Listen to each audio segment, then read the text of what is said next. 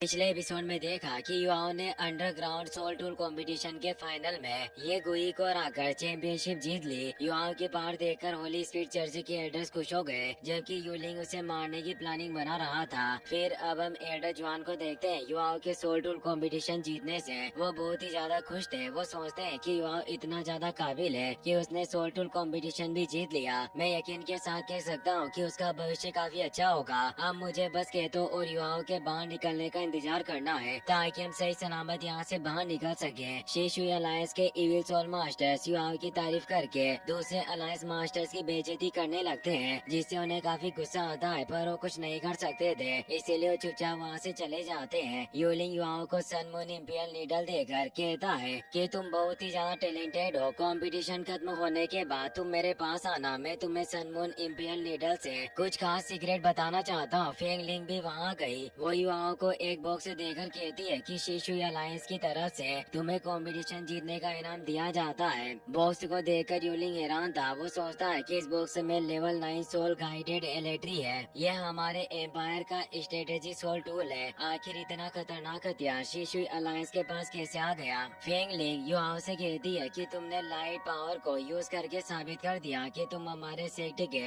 होलीसन बनने के लायक हो। अगर तुम होलीसन बन जाओ तो मुझे यकीन है कि आगे जाकर तुम पूरे कॉन्टिनेंट पर राज कर पाओगे। दूसरी तरफ गो जोंग इंपियल गार्ड्स के साथ मिलकर सीक्रेट वेयर हाउस में सोल टूल से ढूंढ रहा था, पर वहाँ एक भी हाई लेवल सोल टूल मौजूद नहीं था, जिससे गो जोंग बहुत ही ज्यादा घबरा गया। उसे लग रहा था कि तियान रेन ने उसे मरवाने के लिए सब साजिश रची है। गार्ड्स को सीक्रेट रूम में बहुत सारे एलिमेंट्री लाइट बम दिखते हैं, जिन्हें देखकर गो जोंग खुश हो गया। उसे लग रहा था कि अब वो अपना काम पूरा करके मिलिट्री बेस को अपने कब्जे में कर लेगा। गार्ड को वहाँ टाइम बॉम्ब मिलता है, जिसका टाइमर चालू था। गो जोंग टाइम बॉम्ब को देखकर बहुत ही ज्यादा घबरा गया, मगर वो कुछ करे उससे पहले टाइम बॉम्ब ब्लास्ट हो जाता है। उस ब्लास्ट की वजह से आसपास पड़े दूसरे बॉम्ब से भी ब्लास्ट हो जाते हैं, जिसकी वजह से वहाँ बहुत बड़ा और खतरनाक धमाका होता है। ये धमाका इतना ज्यादा खतरनाक था कि देखते ही देखते सीक्रेट वेयर हाउस मिट्टी में मिल गया और आग हर तरफ फैलने लगी, जिससे मिंगदू सिटी में अफरा तफरी मच गई। धमाके की वजह से कंपटीशन अरीना जोर जोर से हिलने लगता है, जिससे हैरान होकर सब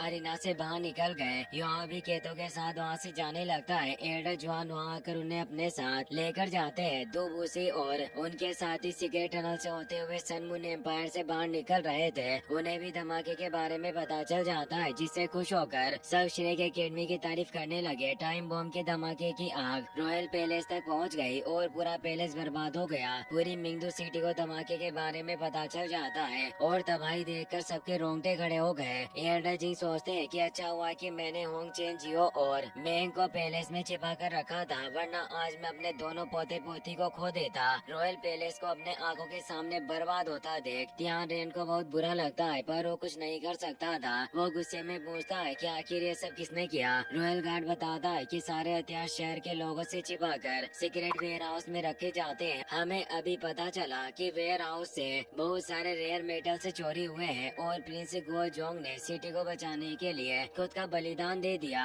जोजी तियान रे से कहती है कि जैसे शहर पर हमले की बात फैलेगी, एम्पायर की जनता आपके खिलाफ होगी। भले ही आप क्राउन प्रिंस हैं, पर अभी तक आपके पास गद्दी नहीं आई। आप सिर्फ कुछ वक्त के लिए एम्पायर संभाल रहे हैं। आपको जनता को शांत करने के बारे में कुछ सोचना होगा। तियान रेन कहता है कि अगर मैं एम्परर बन जाऊं तो जनता मेरे खिलाफ कैसे जाएगी? पूरे एम्पायर में खबर फैला दो कि रॉयल पैलेस पर हमले की खबर सुनते ही मेजेस्टी को गहरा सदमा लगा। डॉक्टर उन्हें बचाने में नाकामयाब रहे और उनकी जान चली गई। वो जोर जोर से हंसने लगता है। दूसरी तरफ होली स्पीड कल्ट के जोंगली ब्रदर्स यिन यांग लव वैली में एक कपल को पकड़कर उन्हें वैली के अंदर सेक्रीफाइस कर देते हैं, जिससे उन्हें बहुत खुशी मिलती है और तीनों जोर जोर से हंसने लगते हैं। उनका प्लान था कि अगर कोई गलती से भी यिन यांग वैली में आ गया तो कपल के सेक्रीफाइस के बाद यहाँ से जिंदा बचकर नहीं जा सकेगा और जोंगली ब्रदर्स उनकी स्पीड को अपना गुलाम बना लेंगे। सेक्रीफाइस पूरा होने के बाद तीनों वहाँ से चले गए। वेयर हाउस के धमाके के बाद तियान रेन के ऑर्डर पर पूरी मिंगदू सिटी में निगरानी बढ़ा दी जाती है। इतनी तबाही के बाद भी सोल फाइटिंग कंपटीशन बंद नहीं किया गया और सब लोग फाइनल देखने के लिए अरीना में इकट्ठे हो जाते हैं। क्यू क्यू की मदर ना शुई शुई भी फाइनल देखने के लिए वहाँ आती है। वो सोचती है कि मुझे लग रहा था कि कंपटीशन खत्म होने के बाद डूलो कॉन्टिनेंट में शांति होगी, पर अब मिंगदू सिटी पर हमले के के बाद रुख बदलने वाला है, क्योंकि वो नाशुई से पूछती है कि आखिर कल रात को धमाके किस वजह से हुआ।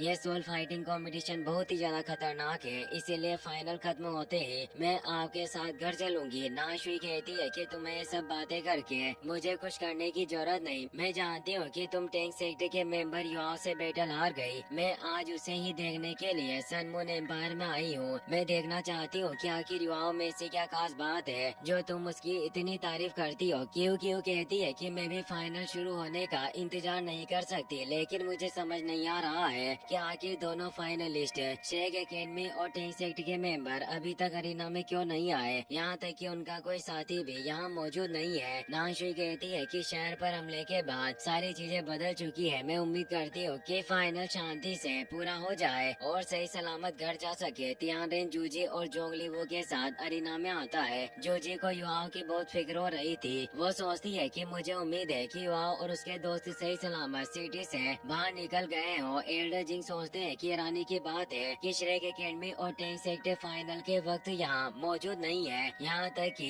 जिंग लुओ एकेडमी और स्नो डीमन सेक्टर के मेंबर्स भी गायब है। मैं यकीन के साथ कह सकता हूँ कि कल रात के धमाके में उनका हाथ होगा, इसीलिए वो फाइनल में नहीं आए। वो तियानरेन से पूछते हैं कि दोनों फाइनलिस्ट टीम गायब है। अगर आपकी इजाजत हो तो मैं गार्ड्स को भेजकर उनका पता लगाता हूँ। तियानरेन उनकी बातों का कोई जवाब नहीं देता। वो माइक में कहता है कि इस साल के सोल फाइटिंग कंपटीशन में हमें बहुत खतरनाक और ताकतवर सोल मास्टर्स देखने को मिले। आखिर में हम सब फाइनल के करीब पहुँच चुके हैं, मगर अफसोस की बात है कि फाइनल में पहुँचने वाली दोनों टीम से श्रेक एकेडमी और टैंक सेक्टर किसी वजह से यहाँ नहीं पहुँच सकी। ये कहते हुए वो अपने पैरों पर खड़ा हो जाता है, जिससे सब लोगों के होश उड़ गए। उन्हें समझ नहीं आता कि आखिर तियानरेन अपने पैरों पर कैसे खड़ा है। तियानरेन कहता है कि भले ही दोनों टीम फाइनल में मौजूद नहीं है, पर हमारे सन मून एम्पायर में आप सब लोगों का मनोरंजन करने का इंतजाम किया है। अचानक पूरे अरीना के आसपास एक डिफेंसिव शील्ड एक्टिवेट हो जाती है और वहाँ रॉयल आर्मी आ जाती है, जिससे सब घबरा गए। उन्हें समझ आ जाता है कि तियानरेन ने अरीना में मौजूद सभी लोगों को कैदी बना लिया और आर्मी के वहाँ होते हुए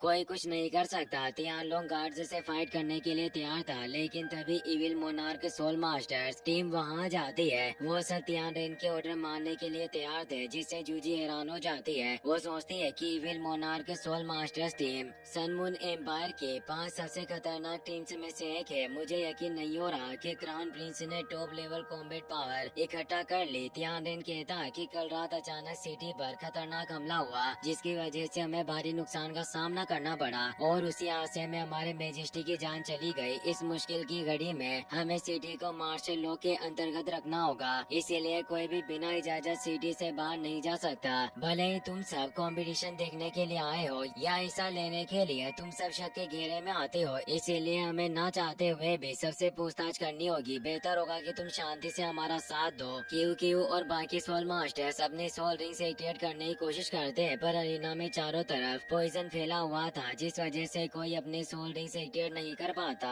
रॉयल गार्ड से सब लोगों को अरीना के बीच में खड़ा कर देते हैं। नानशुई क्यू से कहती है कि तुम्हें मौका देकर यहाँ से बाहर निकलना होगा। जूजी तियानरेन से श्रेक एकेडमी और टैंक सेक्टर के बारे में पूछती है। तियानरेन कहता है कि तुम्हें फिक्र करने की जरूरत नहीं, वो बेवकूफ एम्पायर से जिंदा बचकर नहीं निकल पाएंगे। वही युवा और उसके साथी एक जंगल में पहुंच जाते हैं। कोहरा ज्यादा होने की वजह से वो उड़ना बंद करके पैदल जंगल पार करने लगे। वो तो कहती है कि मुझे कोहरा काफी अजीब लग रहा है, पर मैं समझ नहीं पा रही कि इसमें क्या खतरा है। वांग क्यों कहती है कि कोहरे में जहर नहीं है, पर ये बहुत ही ज्यादा रहस्यमय और अजीब है, इसीलिए हम सबको संभल कर रहना होगा। काफी वक्त तक चलने के बाद भी वो जंगल से बाहर नहीं निकल पाते। युवाओं सबको रोककर बताता है कि मैंने पेड़ पर मेंटल मार्क बनाया था ताकि हम रास्ता न भटक जाएं। हम घूम फिर कर दोबारा उसी जगह पर आ गए। इसका मतलब ये जंगल एक भूल भुलैया है। वो अपनी मेंटल स्किल की मदद से आसपास देखने की कोशिश करता है, पर कोहरा इतना गहरा था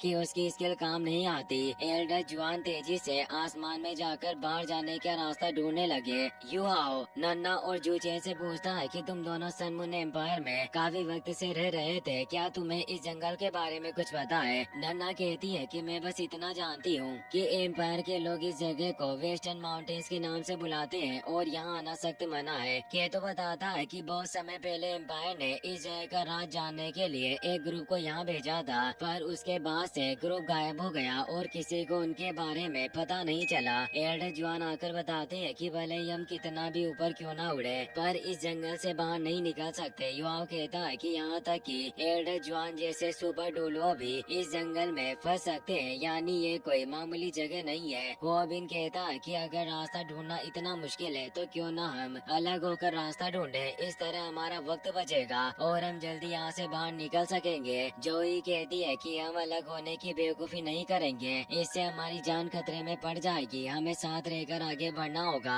हम युवाओं के मेंटल मार्क की मदद से बाहर निकलने का रास्ता ढूंढ लेंगे। सब एक साथ बाहर निकलने के रास्ते ढूंढने लगे, पर उन्हें रास्ता नहीं मिलता और वो यिन यांग लव वैली के करीब पहुंच जाते हैं। इसी के साथ ये एपिसोड यहीं पर खत्म हो जाता है।